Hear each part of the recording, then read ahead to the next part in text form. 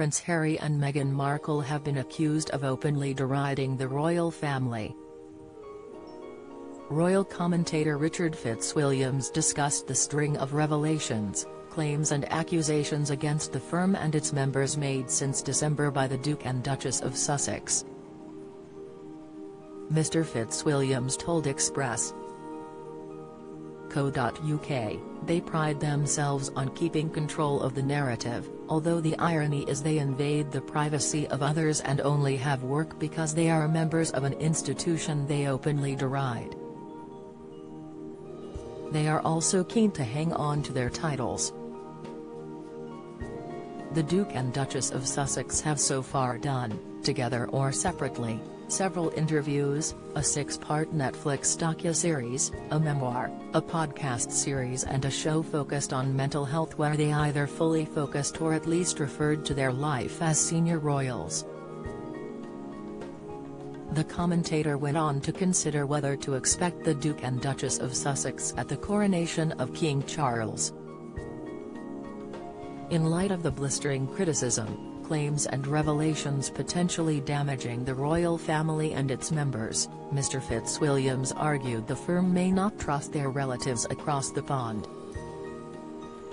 The Duke and Duchess claims against the firm were particularly intense between December and mid-January, when the Netflix show Harry and Meghan was released and Prince Harry's memoir Spare hit the shelves, an event accompanied by a string of interviews to promote the launch. Mr. Fitzwilliams said, "It has long been reported that King Charles intended to ask Harry and Meghan to the coronation regardless of their provocations.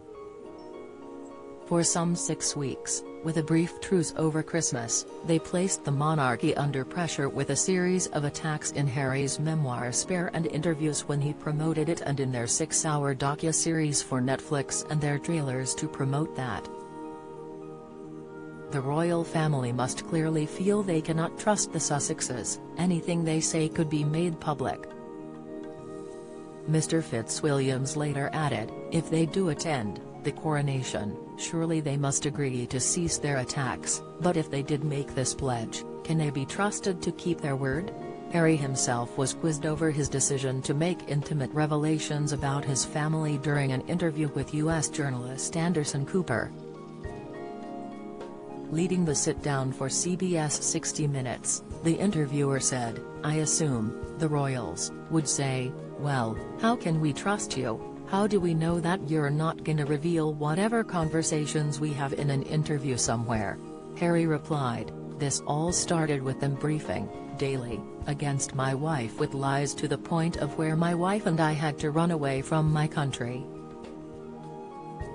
The royal commentator also noted the Duke and Duchess of Sussex want an apology from the palace, as stated by Harry in his interview with The Telegraph's Bryony Gordon.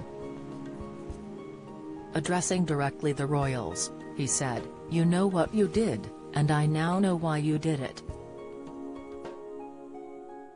And you've been caught out, so just come clean."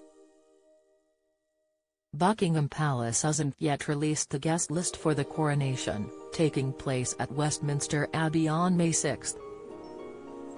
Several reports over the past few weeks claim the monarch does want his second son to attend the historic event.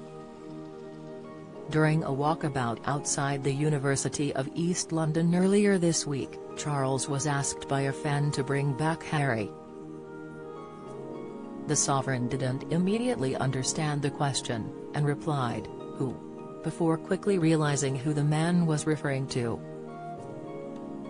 He then laughed off the plea and appeared to add, "It would be nice."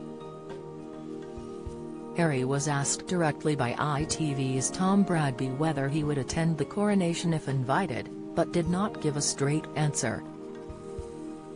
He said last month, "There's a lot that can happen between now and then.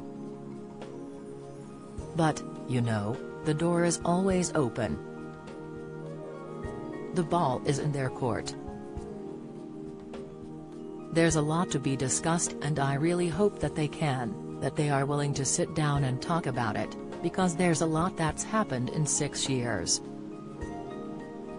And prior to that as well."